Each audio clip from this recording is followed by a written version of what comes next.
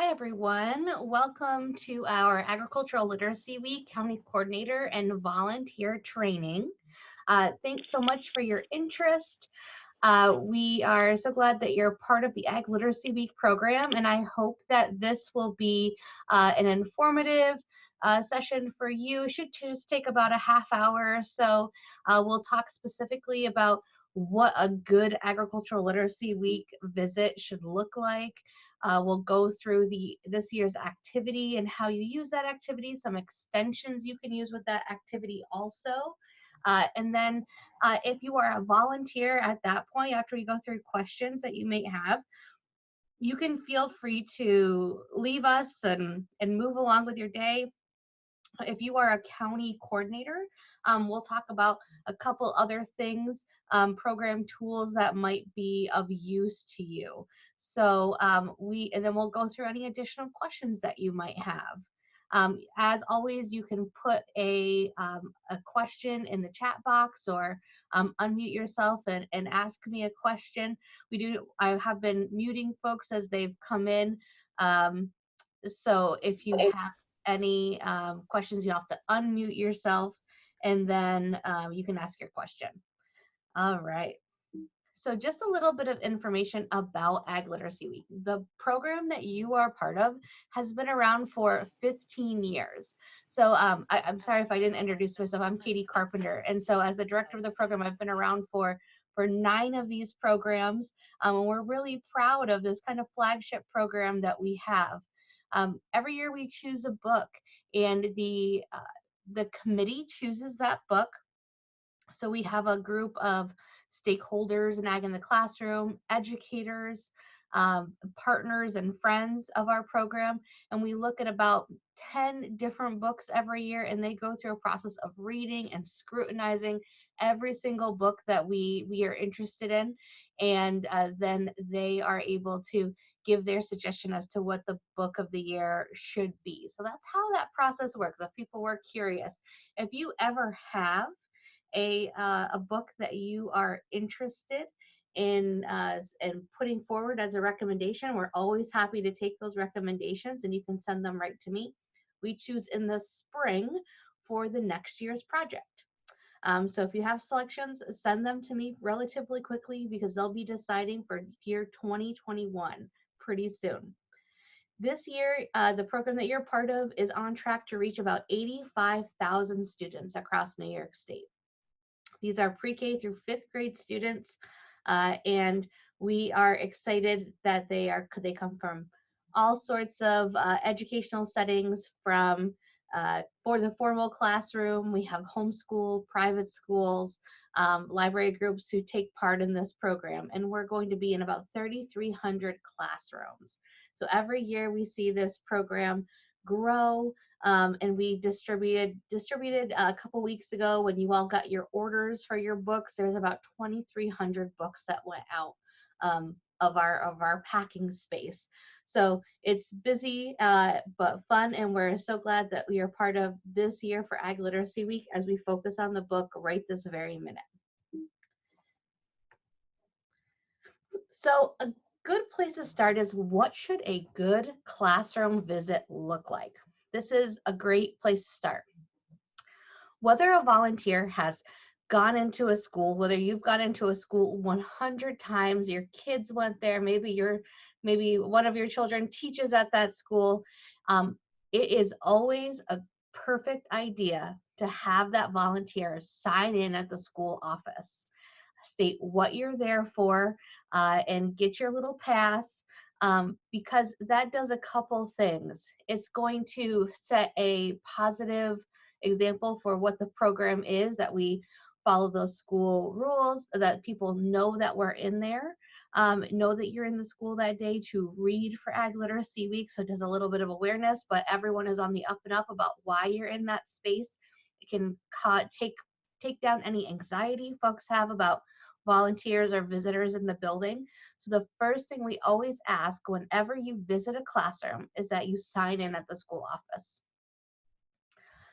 So we like that teacher to stay in the room. A teacher shouldn't be leaving the room as you're doing these programs. So If they look like they're going to make a beeline, maybe just ask them nicely if they could stay in the classroom. That reduces risk for you and for the students and for the classroom teacher. That teacher usually is great when you have volunteers and visitors come in to make sure that the students are in their normal spot that they would be when they're getting a book read to them. So usually they have a special carpet that they might sit on, or they circle around a rocking chair, or whatever that space is. And sometimes it's just at their desk also. So your teacher will put their students in the most comfortable spot for them and let them do that, or ask them to do that, and say, where do you normally have your reading time? And they'll get everyone organized the way they should be. Then you can move into introducing yourself, why you're there, and what your connection to agriculture is. And I think that's a really important part. This is where you can talk about your job a little bit.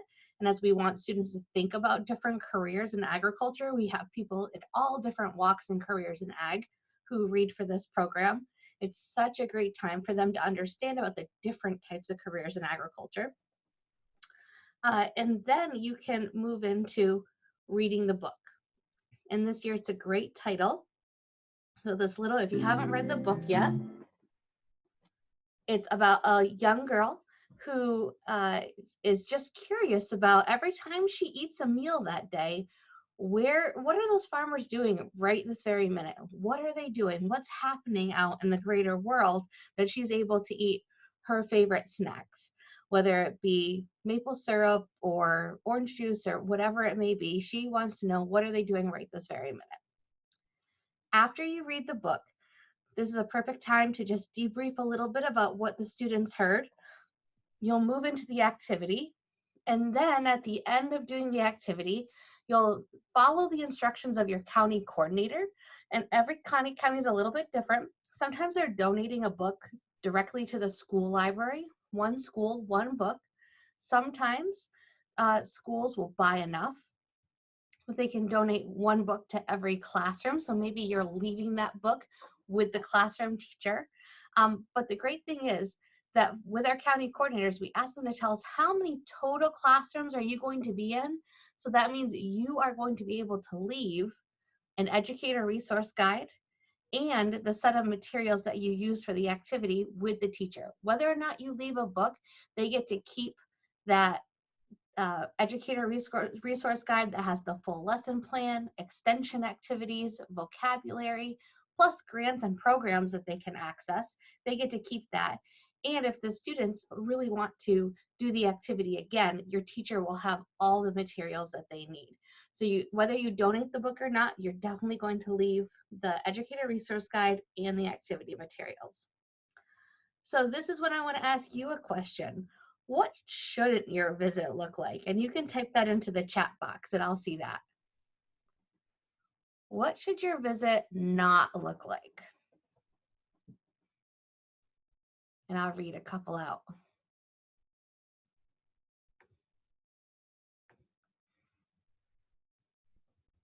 Oh, Donna says classroom chaos. Yes, you're right, Donna. So what would classroom chaos look like? That might be kids running around all over. You want to really try to engage them and be the authority in the room as much as possible. And that's another great reason why you don't want that teacher to leave the room, just in case something happens. Their teacher is always the boss. So cut down on classroom chaos. Make sure everyone is sitting, their bums, or they're facing forward. And they're going to be so excited that you're there. And so I think that excitement is fun to harness. But of course, we don't want it to get out of hand. So know when your peak fun is in the classroom and when you need to be able to reel them back in. So what else? What else shouldn't your visit look like?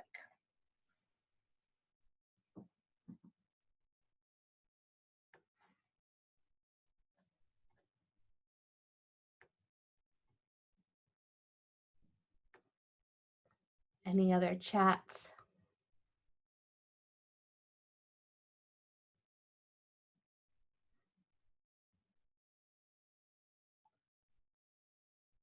All right, so maybe some other things that your visit shouldn't look like. you as the educator should have all your ducks in a row before you get in, right? Give yourself a little extra time so that if, in case you don't know where the classroom is, then you're going to be able to have enough time to find that classroom and get your materials set up. That's kind of the tough thing about Ag Literacy Week, right? You come in with a book and you come in with materials, and maybe you bring in extra things that you have time enough to show the young people. And then you just have to give yourself enough time to carry those things in and set them up wherever it's appropriate at the classroom. So if you don't know a number of students beforehand, you kind of have to know the number of students before you visit this time. So at least give yourself a couple minutes to do a quick head count and make sure you have enough cards. So give yourselves enough time and have your ducks in a row as a reader. And then Chelsea says there should be some help in the classroom to cut down on the chaos. You bet. That's why you want that teacher. And if you have not read for Ag Literacy Week before, definitely feel free to bring a friend with you. Clear it with your county coordinator or have somebody do it as a partner program. And we see that works really well with our young people, our FFA members and our 4-H members who read. They work really well in pairs, and I think adults work really well in pairs too. So those are some great ideas for what your classroom visit should and should not look like. So let's talk about the activity. You've read the book and the kids loved it. And then we're going to move into the hands-on activity. And this is really important. I know sometimes we hear from counties or from readers or from teachers that say, well, I just leave the activity materials with the teacher. Well, and that can be fine, but we don't know if that teacher really uses those classroom materials or not. Or sometimes you run into the fact that some of our teachers don't know a whole lot about agriculture, and that's why you're there as a subject matter expert. You're there to help guide the students, and especially it's important with this activity, I think. So your students, the whole idea is that your students will be able to identify final products, things that we use on a day-to-day basis, and be able to match them with their source. That's the whole idea. We want them to see what might show up on their plate or on their bodies or in their lives. Well, what does it look like when it's at the farm or being grown or raised? And so this activity starts out with you creating just an easy 5-column chart. And so you might use the whiteboard, you might bring in a tear sheet, and you could write breakfast, snack, lunch, dinner, and dessert. And then you're just having the students do a little bit of recall. You're saying, okay, so let's think about what our main character had for breakfast that got her excited. And I give you a little cheat sheet in the educator resource guide so you'll know everything she had for her meal. And maybe you want that on a little post-it if you need it. But your students should be able to recall. So they're doing a little bit of reading comprehension, they're thinking back, and they're going to be able to just write, you can write down everything she ate, breakfast, snack, lunch, dinner, and dessert. And that gives you just a good reference point. And then you explain about what a source is. So you have a couple tools that we provided for you. The first set of tools are the cards that look like the pictures on my screen right now. You explain that all of our foods and all of our goods come from somewhere, and that somewhere is the source. So the first thing you show them is a picture of that Mott's applesauce. And you say, where does Mott's applesauce come from? And then they're going to say apples. And so then you can show them that apple card. And you say, well, that's great, but where do apples come from? And then they have to think back another step. And they have to go, they come from an apple orchard. And then you can show them this final picture here. And these are large size pictures that take up the whole piece of paper. And so you can show them this picture of an apple orchard. And then there's a lot to talk about in there. You can talk about apple blossoms. You can talk about beehives. You can talk about how bees are part of that system. And if we don't have bees, then we don't have apples. And so there's a lot to talk about just on these 3 cards of them going from the product they probably ate on their lunch tray that day, back to apples, back to where those apples are grown. And that's the second thing that you might do with them. And again, like I said, every classroom has a set of these cards. We gave you enough for every single classroom. And next, this is kind of the fun movement part of the activity. And for every single classroom, we provided you 3 sheets of cards. And those cards, we want you to cut them up beforehand and mix them up. Now, like I said, it's a good idea to have, make sure you know how many students are in your classroom, because you don't want to cut too many cards, and then a student may get a card that doesn't have a match. So you might want to do a little head count beforehand and just make sure you have the right number and that every card has a match. And what we did, we put everything in order for you really easily on that sheet of cards. And I just did a couple of quick screenshots down at the bottom here.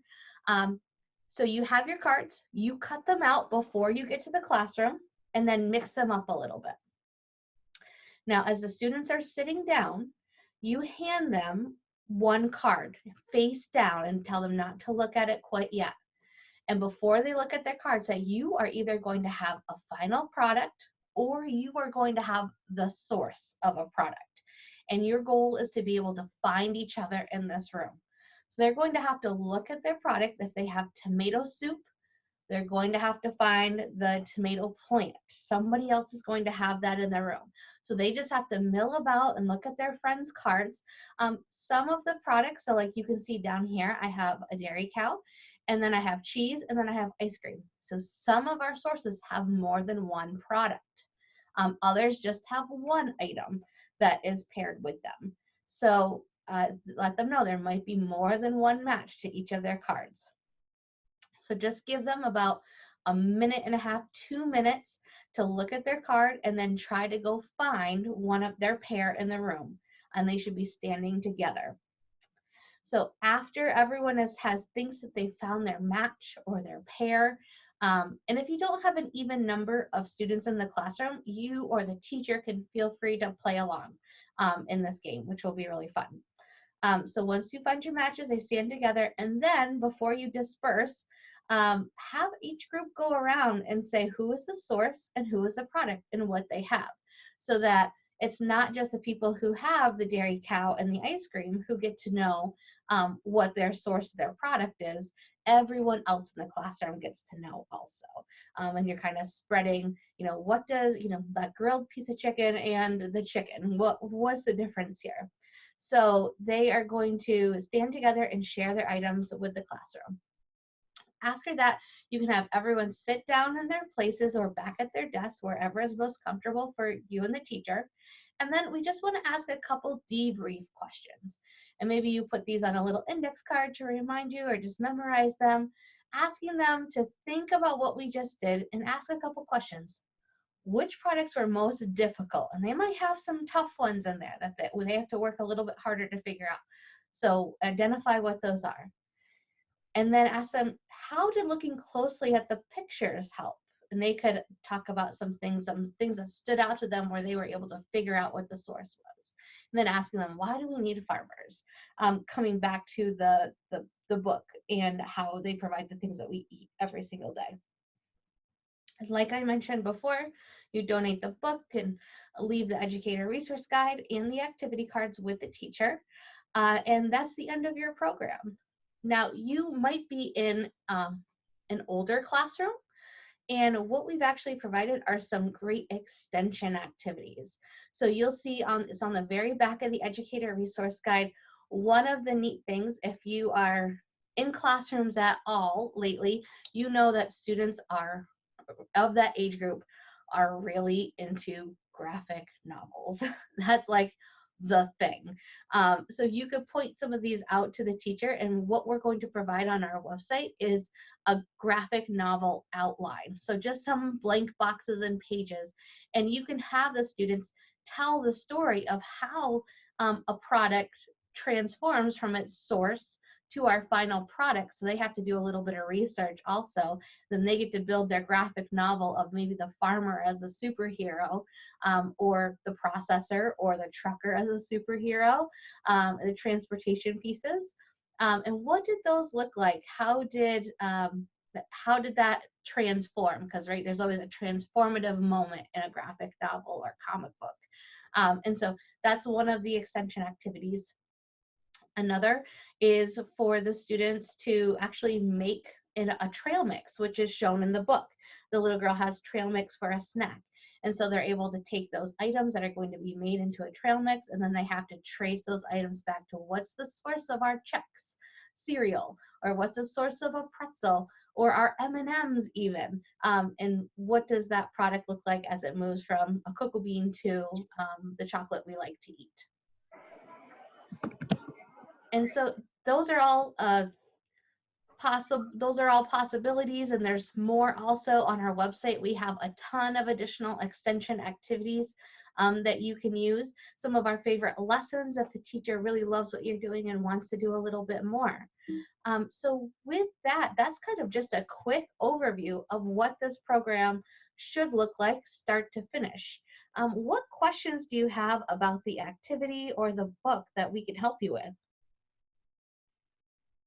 You can either say them, unmute yourself, or type it in the chat box.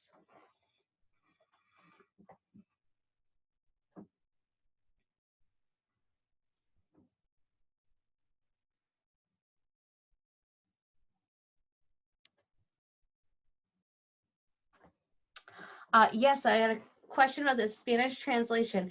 The Spanish translation is not online as of yet. We have 3 Spanish speakers who are working on that. So, and they're all reviewing it, and it should be done by March 1st is the goal. As we start out for March as Agriculture Month, that'll be ready. That also brings me to another note. If you are not the county coordinator, but you're working with your county coordinator, there's a couple versions of the book online. So say you're in a larger size classroom, or it's 2 classrooms in one, and the pages of the book just aren't going to be big enough for everyone to see. We have a PDF and a PowerPoint version. So if your teacher has a smartboard, which most of them do, and you bring that on a jump drive, you can get that from your county coordinator, and then you'll be able to plug right in and be able to project the book on a larger screen so that everyone is able to see the pictures. So we know that's always an issue. So we want to make sure everyone can see, and you have to get that from your county coordinator because they have a login to a special portal where they can capture that. We just have to be careful about distributing that right because of copyright issues. So just be aware that that's not something you can put online or put on Facebook. It is just used for in-classroom purposes.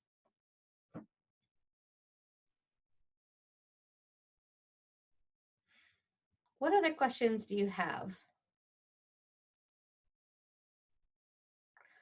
All right, well, with that, that's really the end of what a good program looks like. We're going to now move into some county coordinator specific information.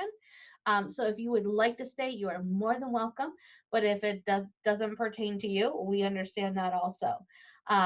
So we are going to move right into that. So if you are a county coordinator, some of those things that we know you've already done is submit a book order. And so what might be happening next is you might be needing to lead your volunteer trainings. So this is going to be recorded. This session is recorded. You can always share this as an easy volunteer training. We have some exceptional volunteer or county coordinators who have like an in-person volunteer training, or they do it person by person as they show up. But it's really important, and I'll say this over and over again, for your volunteers to see this. So for you to be able to read the book the way the book should be read, do the activity so they can see it's not that scary. Because sometimes our volunteers get a little bit nervous, and I think that's why the materials get left instead of being used in the classroom and led by the volunteer. So be a great example, be a great educator, and do that for a volunteer training. Let them see how it's supposed to work, and it's pretty easy, and students are pretty agreeable to doing what you want them to do. So volunteer training is important. That's also when those volunteers will get their materials also. And just also as a county coordinator, keep in mind our friends at the New York State Department of Ag and Markets. They have staff from all over the state, who are every corner of the state, who have either already been provided books or might be reaching out to you for additional books. And they want to be reading in their community. So please, if you get an email from somebody from the Department of Ag and Markets, please be open and willing and welcoming to them, for them to participate in your program, and find a school for them to read at if they haven't already expressed interest in a school they want to be in. So please work with them. They're our great friends and our funders, and we appreciate all the work our Department of Ag and Market staff does. And this is just a fun chance for them to do some outreach also. And they all have really cool jobs to share with our kids. So also, as a county coordinator, you need to submit a tracking form. This will be due mid-April, as always. We're getting pretty serious about collecting those tracking forms, so you can find them online. I'll also send it in an email. Know beforehand, before you send your volunteers out, what kind of information you're going to need back. You want the teacher name, you want how many students were in the classroom, who the readers were, and that information is essential. That's for us to get a good handle on what our reach is, which then translates into what funding we get for the next year. So that's really important if we want this program to continue. So what should your volunteer training include? Review of program expectations. You want to read the book, do a verbal walkthrough, things that we already chatted about. Just be a good model. Other tools that might be of interest to you include, on our website, we have a volunteer reader form, and we have a classroom registration form. Now we use the tool Jot form a lot. If you've done anything with me, you know I like a good Jot form.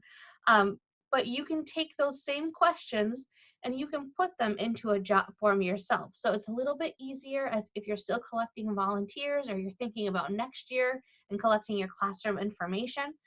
We highly recommend this because it's just easy for you to send out a link and get that information back in your inbox pretty quickly. So a great tool. We love Jotform. Also, you'll find on our website school administrator letters, VIP template letters. Like I mentioned, we have those PowerPoint and PDFs, plus all those additional great activities and lessons that your classroom teachers may want to use or you may want to use. And if there's ever anything that you're looking for, let us know. If there's something like social media posts or a template of some sort, or if you need it, I bet somebody else needs it also. So don't hesitate to reach out. What other questions or best practices do you want to share? Is there anything I didn't cover that you're still interested in learning about?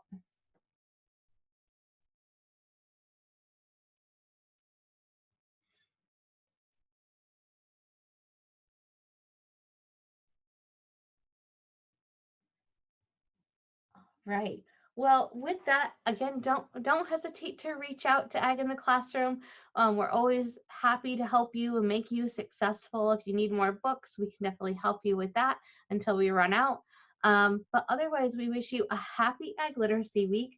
Have fun celebrating, and we will be in touch. So have a great day. Thank you all so much. Thank you.